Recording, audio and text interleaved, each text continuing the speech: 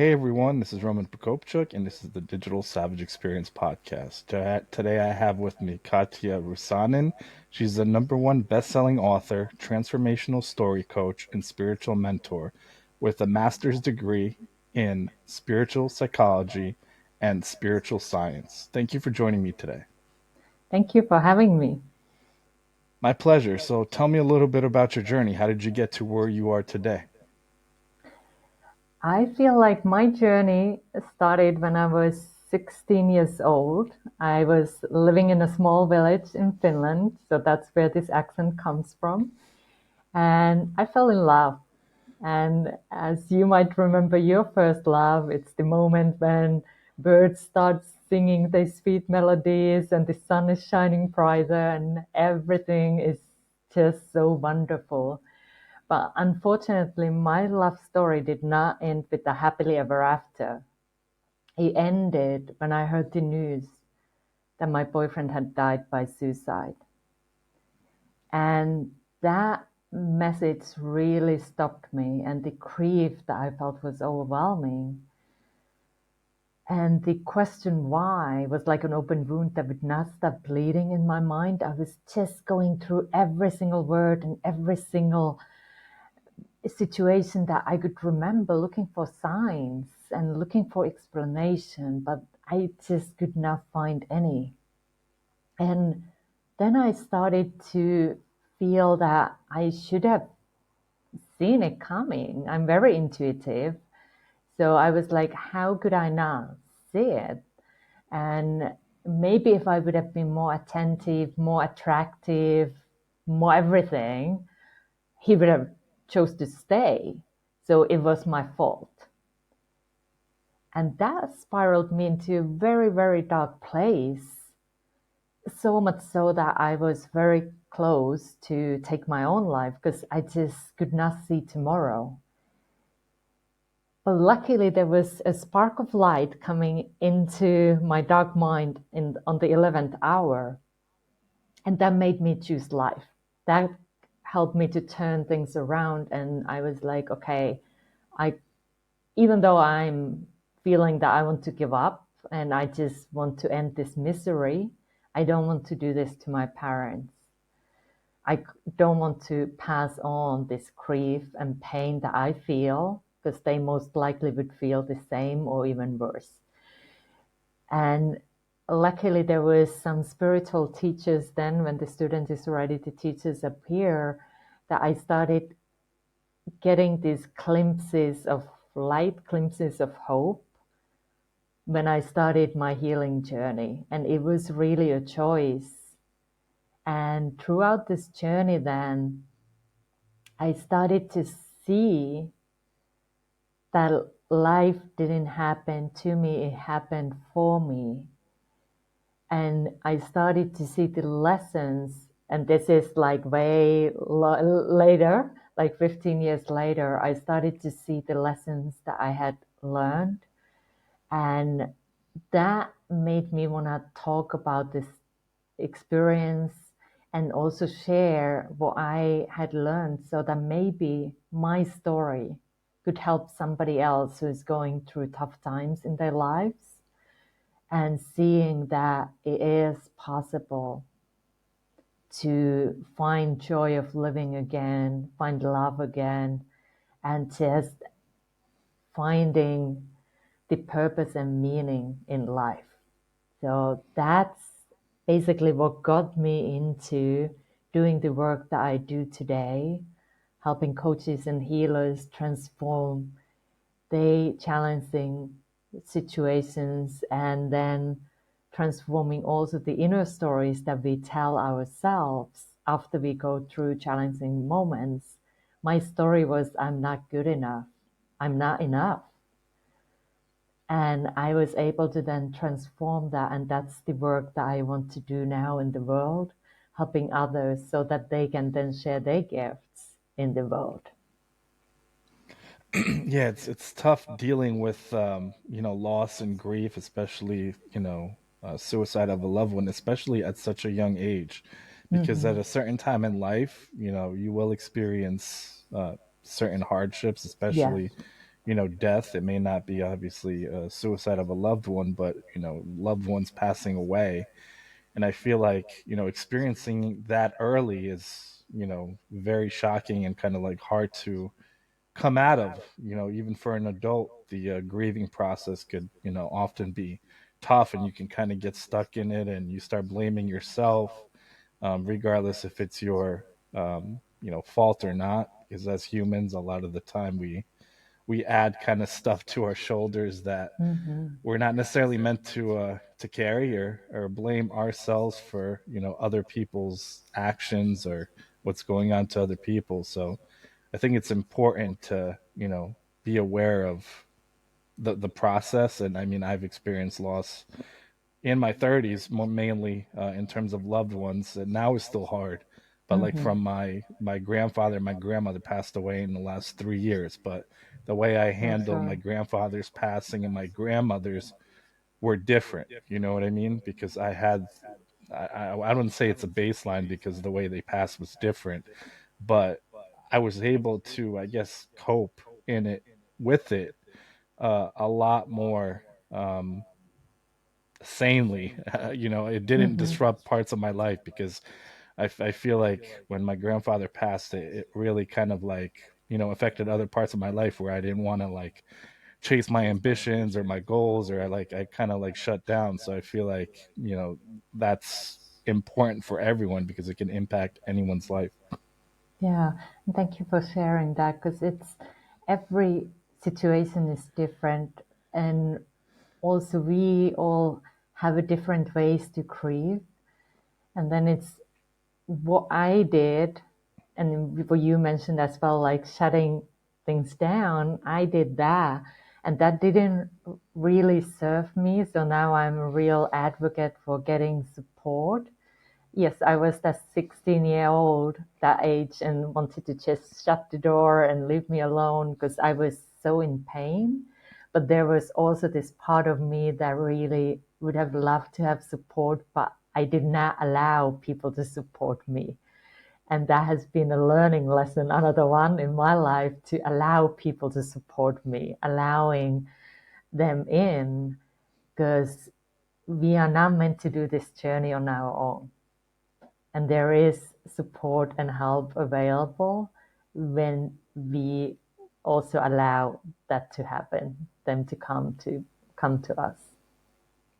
Yeah, I agree. I think you have to reach kind of that point where you allow others in, and them to kind of support you and be there for you in that sense. I mean, humans are social creatures and kind of thrive on being around others and having interactions with others. Obviously, showing the last few years where everybody was kind of in their home, and leading to different things like mental health issues. And Mm, I mean, I don't have the data, but probably a higher rate of suicide actually, based on mm, people, what people were already experiencing. So that leaning on people and not being afraid of basically opening up, I think lets you per se heal faster. I mean, at least in my opinion, because outside of the losses, my grandparents, my wife and I experienced 6 miscarriages in the last 4 years.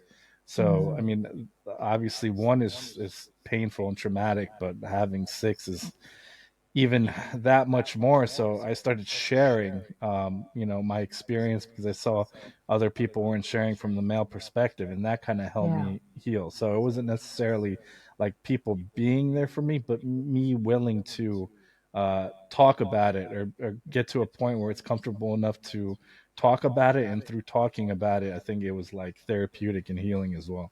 totally. I believe as well, like finding a way to share. And for me, I started my sharing through writing. I went to one point a palm reader because I was feeling lost and I wanted to have some sort of direction. So you go a palm reader, right?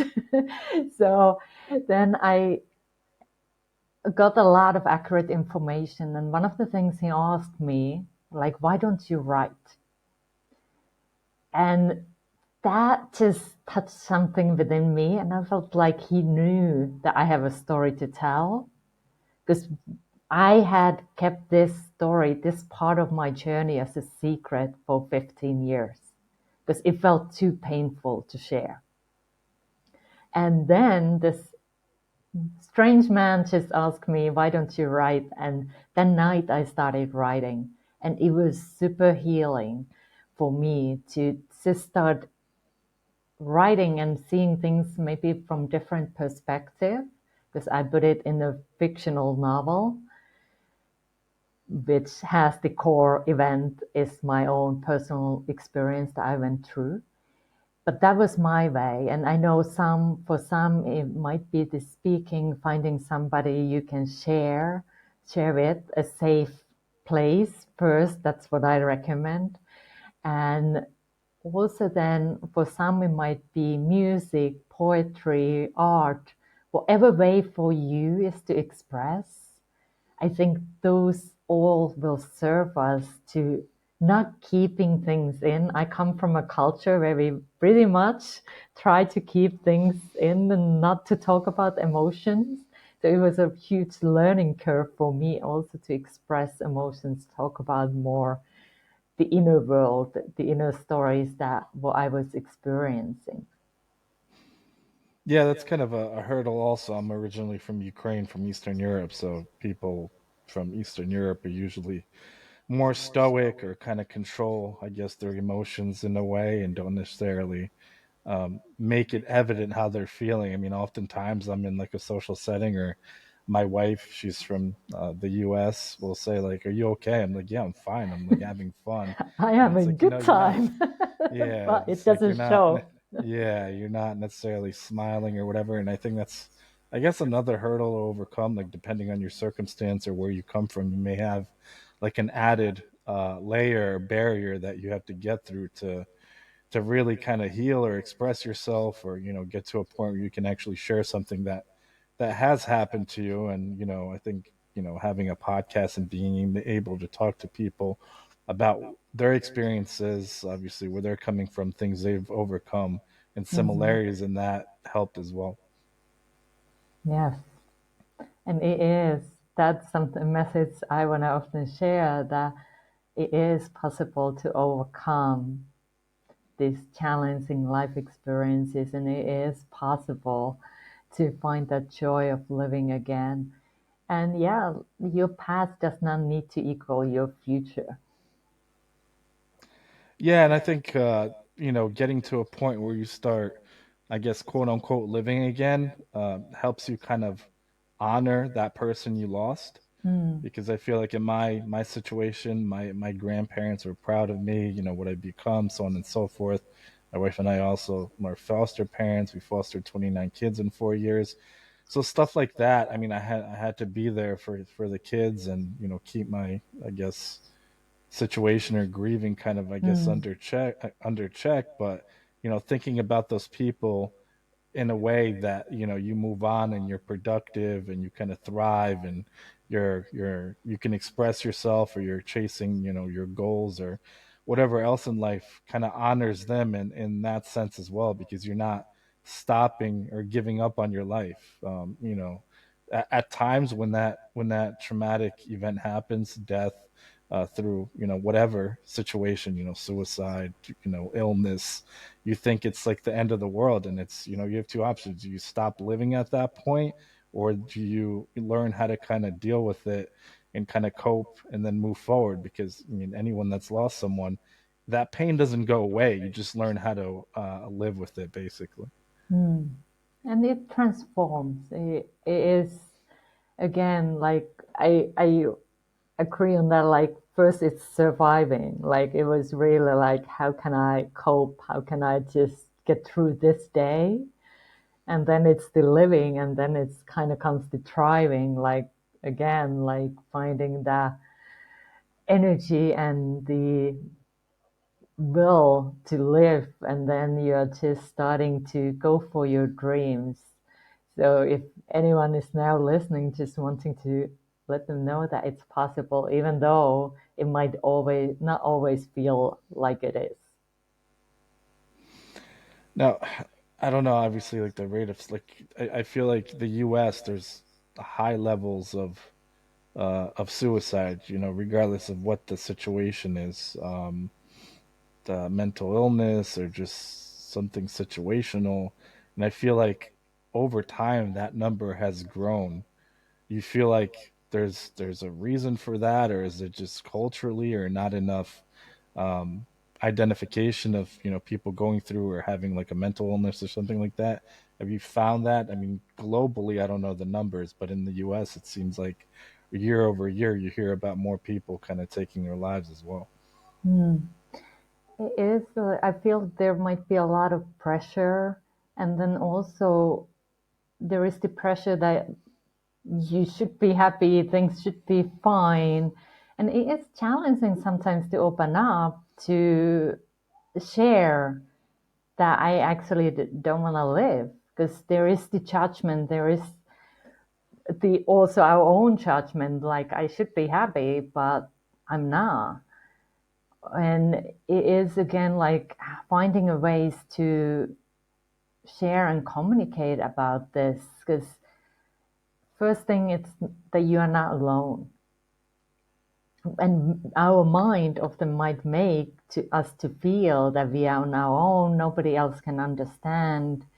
And yes, your situation is unique to you, but then allowing also others to support you on those moments, and there is plenty of support available. But I think there is so many reasons why so many people are suffering still.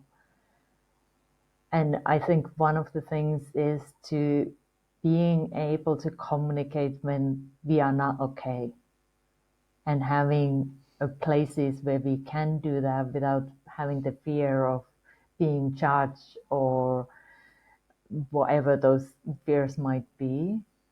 But being able to have this kind of conversations about sometimes very challenging topics too. Yeah, and anyone can be going through anything. So a lot of the time, somebody commits suicide, and people like often say, it seemed like they were successful, they had everything like that you Yeah. kind of quintessentially would want out of life. A good career or a business, and family, so on and so forth. But like you said, you don't know what somebody's going through, and kind of facilitating that and making it, I guess, safe to discuss before some kind of action is taken, and not like putting the person down. Like somebody can come and express a genuine concern about what they're feeling, or if they're depressed or some kind of other condition that they're feeling, and being, I guess, accepting in a safe place to let them speak about it. Because oftentimes the reaction is like, you're just down, your life is great, but that doesn't really address the underlying issue, and Hmm. doesn't really offer help as well. Yeah. And it's easy to, because I did this for years when I had suicidal thoughts and I was actually had attempt. I put a smiley mask on. So a lot of people had no idea because I was really good holding that mask. And but inside of me, I was suffering. And it does take courage then to show that side, the vulnerable side, that hey, actually I am not okay. And having that conversation. But I do hope that people, if anybody is listening and having really challenging times, knowing that there is plenty of support places available, even doing a Google search and finding some numbers where you can call 24/7. So just knowing that you are not alone. Yeah, and I think it's just being open and being there for people. I think one time I was on LinkedIn, and somebody put like they lost their jobs. They don't know what they're gonna do. They want to like kill themselves. I didn't even know the person. I was like, if you need to talk about it, or if I can help you in any way, send over your resume. It's not the end of the world. Like if you wake up tomorrow and you still have breath, in your lungs, you can change the trajectory of your life. But obviously, if you take that action, you can't know what like you're capable of, or how you can come back from this. And at the end of the day, your job doesn't define you. You may have not been let go because of your performance or how smart you are, or intelligent you are. It's just simply a business decision. And especially like in Mm-hmm. today's climate, there's been a lot of companies laying a lot of people off. I know Facebook, I believe, like 10,000 employees, and other companies now, and uncertainty in the economic climate. So I feel like that there's going to be like an added layer of people feeling like this, and in the months ahead. Mm. Yeah, and it is like the thing here is though the divine unknowing. Like we don't know what tomorrow brings. And it is like finding that little glimpse of light, little glimpse of hope. And if you ever feel like I should call that person, do it. Or reaching out even a stranger on the street and say hello or give them a smile. Because we don't really know what others are going through, but like following that intuition, if we have a feeling I should reach out to somebody, do it.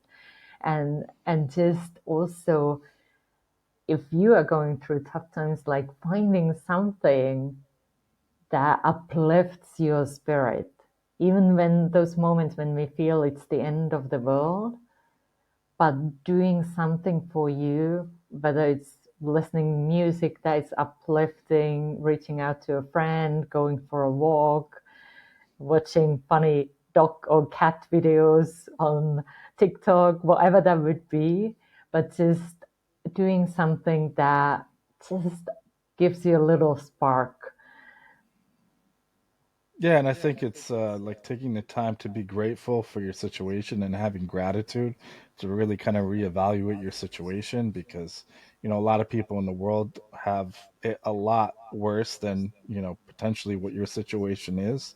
A lot of the time in the U.S., people uh, kind of dwell on things like are pissed for the whole day, like somebody in Starbucks messed up my coffee, or like that's a first world problem. Like really sit down and see what people are dying in the world of lack of clean water and Mm, situations like that. Like if you can wake up and list a few things, this has been kind of a common theme in the last few interviews I did. List a few things in the morning what you're grateful for, and not repeat them day after day. You'd be surprised in terms of like how fulfilled or how fulfilling your life actually is, but you don't necessarily kind of think about it. You kind of second guess it. mm. That is a good exercise to do that list because, yes, there are many things we can be grateful for. Even having this moment, we are here now and we have this opportunity. So, what's one piece of advice you could leave with the audience, personal or professional? I'd love to leave them with this like that your past does not need to equal your future. Like whatever you have gone through, whatever the challenge might be, even at this moment happening, it doesn't need to mean that tomorrow will be the same.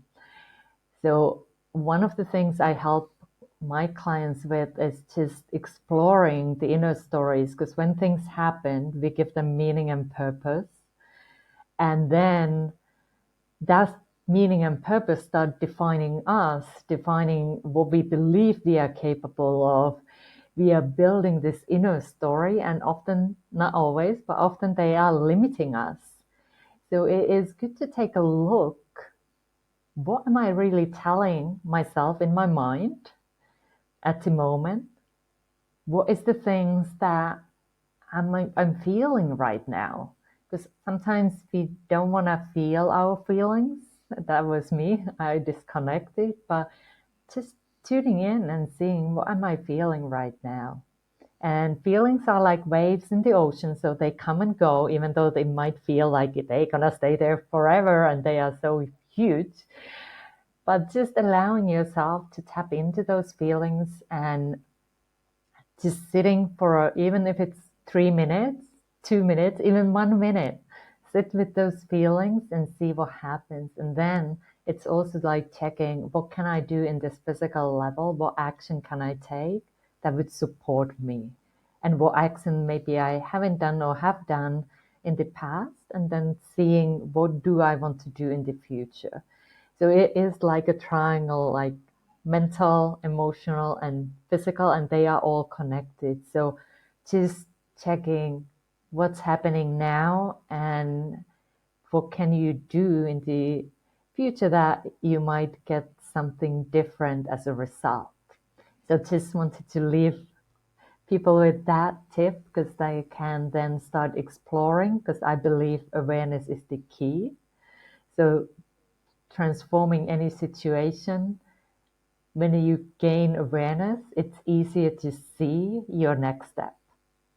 Yeah, I mean, I often talk about self-awareness and kind of having emotional empathy and how you handled situations 10, 15 years ago and how you handle them differently now through all the experiences you've had in that time Mm-hmm. frame. So, dealing with people, dealing with emotions where people are coming from, loss, grief, and taking that, and like you said, taking a step back, oftentimes it's hard to find a time without chaos and especially people's busy lives nowadays, but taking a few minutes to yourself and really reflecting, I think, does a lot of good.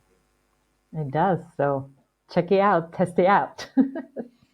So I really appreciate you stopping by today. Can you let the audience know how they can find you or anything else you have going on?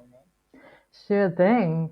So you can find me on my website, katjarusanen.com, and I'm sure you're going to put it on the show notes because it is a name from Finland. So, and then you can find me also on the Facebook under my name, and I have a YouTube channel as well. And I have all those links in the below. And what I would love to give as a gift, if it's okay, I have a guide that shares 3 inner stories that people have, and then, especially if you're a coach or a healer, and how you can overcome them.